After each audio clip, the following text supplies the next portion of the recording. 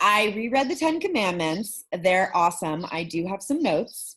I think at the heart, I don't know that I believe in commandments all that much. There are guiding principles and there are sort of like rules, right? I think we've put such a priority around rigidity and rules and less around principles.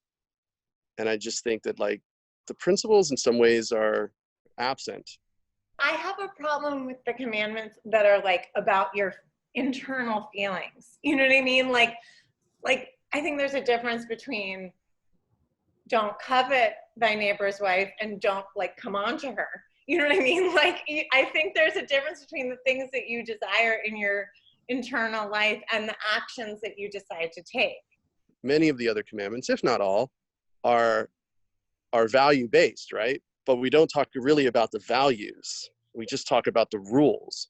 I sort of break them down into a few categories. There's, you know, the three that are really about God's like image of himself, you know, the like no false idols, like graven images, no other gods before me. And to me, that is like just about a very insecure deity who has a, like, that's not about the behavior of humans. That's about keeping a place sacred for him.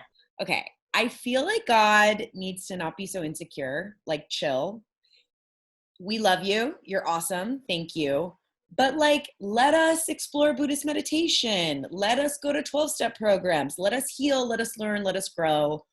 We can love you as well. Like, don't be so monogamous and thirsty.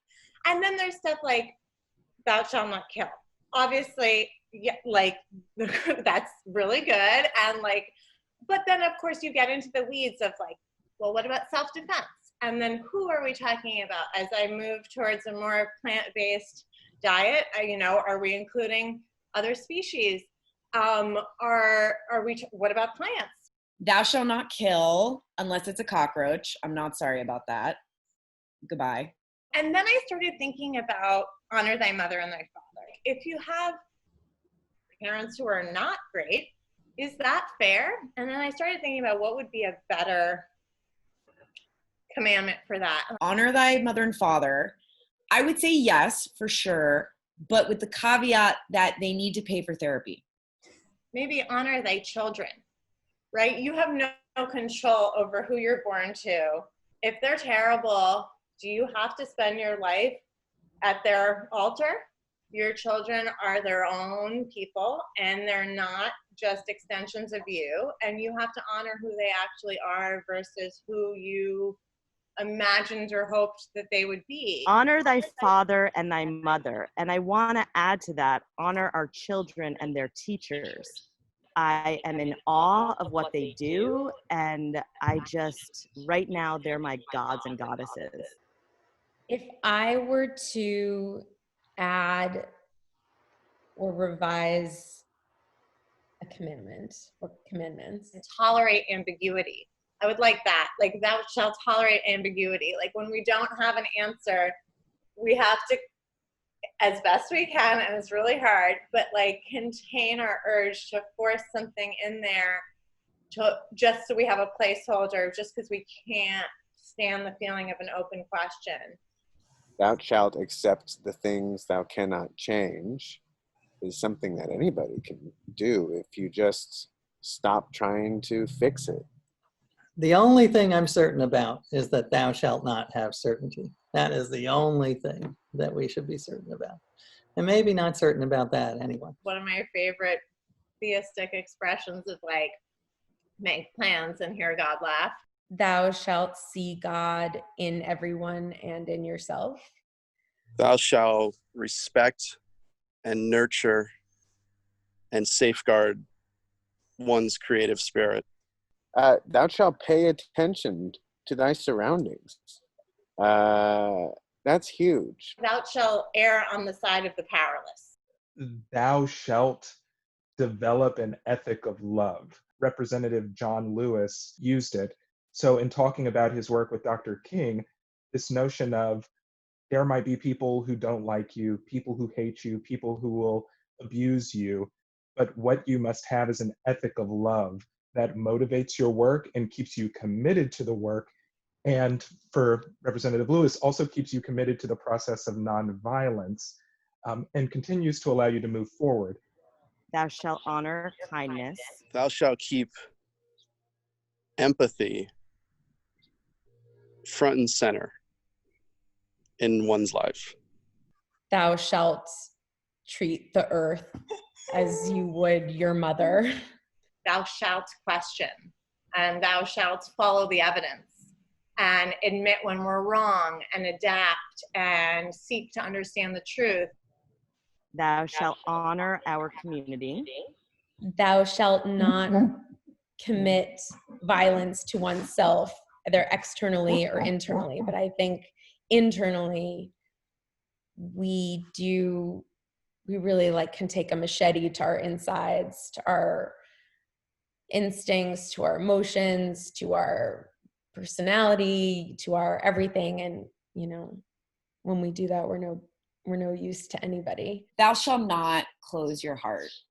Thou shalt live with your heart first in this world and bleed and be open, no matter how much it hurts, especially when it hurts. Lead with your heart and be strong, but be soft. That's it. No more deep shit. I'm done. Cut. If I were to add a commandment in 2020, Thou shalt look people in the eyes. I think the lack of eye contact is why the internet is such a cesspool. I think it's why road rage exists. You can't see the person sort of go, sorry. thou shalt not hoard more than you need. Thou shalt just wear the stupid mask already. I can't believe that that's an issue for people. Like, just wear the mask. That belongs on the 2020 list. Thou shalt not take nature for granted. Thou shalt not take your health or body for granted. I think youth is wasted on the young and health is wasted on the healthy. And every day that our bodies feel good is a day to celebrate. So thou shalt not diet. Thou shalt not try to fix broken men, no matter how hot they are and how cute their beard is. And if they send you New York Times articles, it doesn't matter. A commandment I would add is thou shalt laugh.